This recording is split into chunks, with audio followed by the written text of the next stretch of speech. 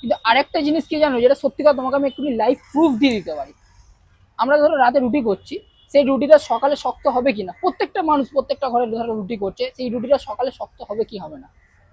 আর সেও হতেও পারে। অবশ্যই হ্যাঁ, হতেও বেশিরভাগ পারে। চান্সেস হবে। হ্যাঁ, হতেও খুব পারে। রেয়ার চান্সেস যে হবে না। আর যদি নরম থাকে তাহলে সেটা নষ্ট হয়ে যায়, বা একটা ভিজে ভাব একটা হুম হুম। খাওয়া যায় না। এই পরোটাটা তোমার তো হাতে আছে, আমি তো আমার তো হাতে নেই, এটা এখন নরম না শক্ত আছে?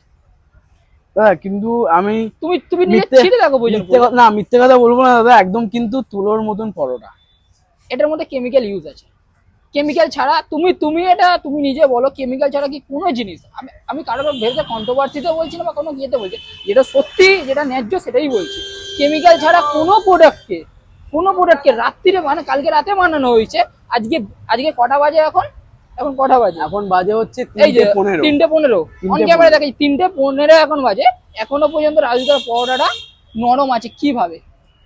কিভাবে? সেটা সেটা দাদা আমি সত্যি কথা বলতে গেলে আমি সেই জিনিসটা বলতে পারবো না। হাজদা ইস্যু, আমি সেই জিনিসটা বলতে পারবো না, কারণ দাদা দেখো একটা জিনিস হচ্ছে সবার মেকিং এর ওপরে ব্যাপার হয়, ঠিক আছে।